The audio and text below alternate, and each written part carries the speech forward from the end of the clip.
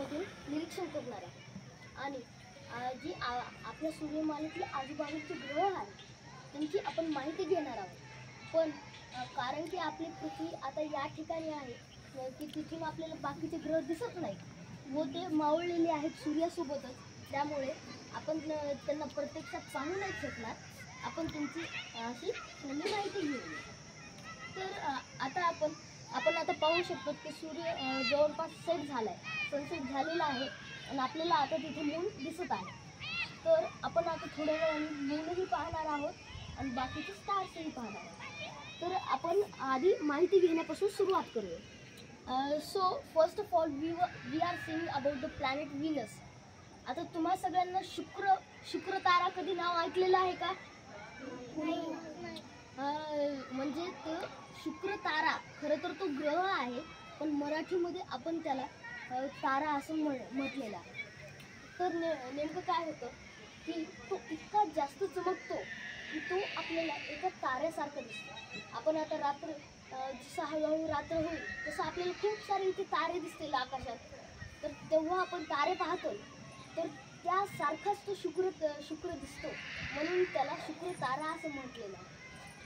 तर हा शुक्र तारा खूप गरम आहे. शुक्र ग्रहावर जवळपास 464 डिग्री सेल्सिअस इतकं तापमान आहे. आता आपण इथं पृथ्वीवर किती तापमान असते कोणाला माहिती आहे का? आपल्या इथं जवळपास आपण 40 डिग्री सेल्सिअस असं तापमान आहे. तर आपल्याला इतकी गरमी वाटते या 40 डिग्री सेल्सिअसमध्ये, पण तिथे तर 464 डिग्री सेल्सिअस एवढे तापमान आहे. तर तिथे किती गरमी असेल? तर शुक्र हा सर्वात गरम असा ग्रह आहे. नाव we were seeing about the Venus. It is also known as the Earth's twin sister. And why it is known? Because the most of the things of the Venus and Earth, they are actually same. Now we know about the planet has mass, diameter and size. So the size of the planets and diameter and mass, they both are nearly equal. So that's why it is known as the twin sister of our Earth planet. आता आपण त्या शुक्र ताऱ्यावरती कसं संशोधन झालं ते पाहू. आता शुक्रला आपण कधीही सूर्य मावळल्याच्या नंतर एक अर्ध्या तासाने ऑक्टोबरच्या महिन्यामध्ये आपण सूर्य मावळल्याच्या नंतर पाहू शकतो. पण त्याला मॉर्निंग आणि इव्हनिंग स्टार असं म्हणण्यात आलं आहे, कारण की सूर्य उगवायच्या थोड्या वेळा अगोदर आणि सूर्य मावळायच्या थोड्या वेळा अगोदर तो दिसतो, म्हणून त्याला मॉर्निंग आणि इव्हनिंग स्टार असं म्हटलेलं आहे. तर शुक्र ग्रहावर खूप सारे वेगवेगळे गॅसेस आहेत. आता आपण पाहतो की सल्फ्युरिक ॲसिड एक ॲसिड आहे H2SO4. तर तो ॲसिड खूप भयंकर असतो, म्हणजे आपल्यासाठी खूप हानिकारक असतो. तर त्या ग्रहावर आपल्याकडे कसं इथं पाण्याचा पाऊस पडतो, तिथे त्या सल्फ्युरिक ॲसिड हा एक खूप हानिकारक ॲसिड आहे. तर त्याचा पाऊस त्या शुक्र ग्रहावर पडतो. एक नासाचा एक मिशन होता, तो शुक्र ग्रहावर पूर्णपणे ते उतरले होते.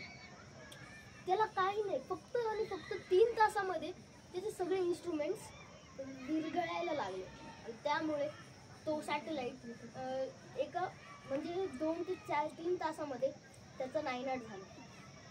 आता शुक्र ग्रह इतका महत्त्वाचा का आहे? कारण शुक्र ग्रहाचं जे ॲटमॉस्फिअर आहे, वातावरण आहे, ते आपल्या सगळ्या प्लॅनेट्समधले सगळ्यात जास्त डेन्सिटी आहे. म्हणजे आपण जे शुक्र ग्रह आहे त्याच्यावर आपल्यासारखीच जमीन आहे. आपल्या पृथ्वीवर जशी जमीन आहे तशीच तिथेही जमीन आहे, परंतु ते सॉलिड जे प्लॅनेट्स आहेत त्यांना आपण टेरेस्ट्रियल प्लॅनेट्स म्हणतो. त्यांना काय म्हणतो? Terrestrial planet. 78% आहे आणि कार्बन डायऑक्साईड 0.03% आहे. तर इतकं कमी कार्बन डायऑक्साईड असतानाही तरीही आपल्याला किती गरमी होते. त्या शुक्राच्या वातावरणामध्ये जवळपास 95.4% कार्बन डायऑक्साईड आहे. तर हे खूप हानिकारक आहे. तर तिथे आपण उतरूच शकत नाही.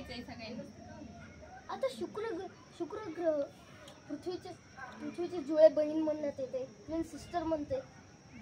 तर या ग्रहावर आपण खूप सारे स्पेस क्राफ्ट्स पाठवलेले आहेत व त्याची माहिती घेण्यासाठी आपण खूप सारे मिशन्स केलेले आहेत. परंतु आपण शुक्राच्या पृष्ठभागावर कधी उतरू शकलेलो नाही. शुक्राच्या पृष्ठभागावर उतरायचं म्हटल्यास आपल्याला खूप सारे कूलिंग एजंट्स लागतात आणि तिथे आपण फेल होऊ शकतो. तिथलं वातावरण आपल्यासारखं सुटेबल नाही आहे, म्हणून तिथे लाईफचे अजूनही काही ट्रेसेस मिळालेले नाही. आता आपण आता शुक्र ग्रहाबद्दल आता थोडी माहिती घेतो. Now we will be talking something about planet Jupiter. Now the planet Jupiter is the largest planet in our solar system. It is also the fourth brightest object which could be seen with the naked eyes in the night sky. And we all know it is the largest planet also, and near about 1300 of the Earth can fit within it. So how big it is, we can take approximately, it is very big. Overall, if we took all the planets of solar system on the one side and the Jupiter on other side on a weight taker, then the Jupiter's mass would be more than all the other planets in the solar system. So that's why Jupiter is also known as the big brother of the Earth. And so why would be known as?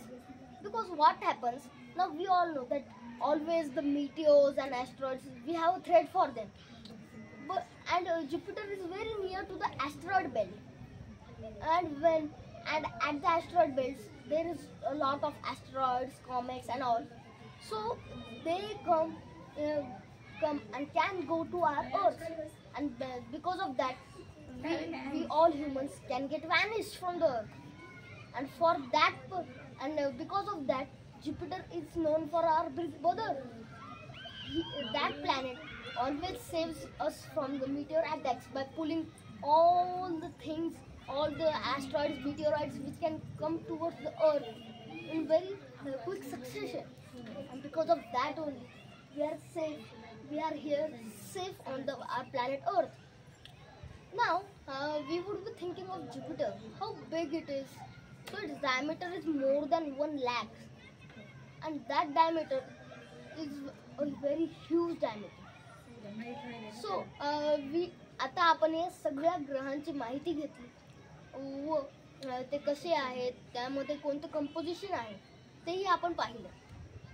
आता आपण काही आपल्याला आता कसे इथे stars दिसायला मिळतील.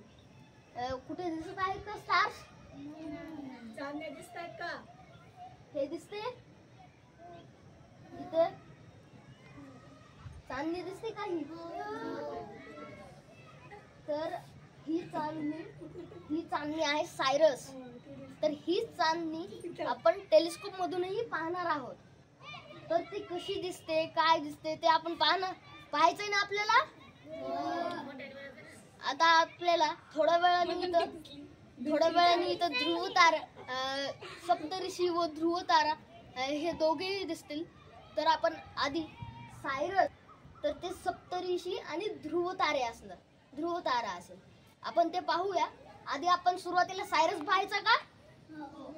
तर हा सायरस इतका का आपण त्याला म्हणतो की सायरस एक खूप महत्त्वाचा तारा आहे. आपण सायरसकडे पाहत असतो. तर सायरस हा आपल्या पूर्ण आकाशामध्ये जितके पण चांदण्या दिसतात ना आपल्याला, त्यामधला सगळ्यात जास्त चमकणारा तारा आहे.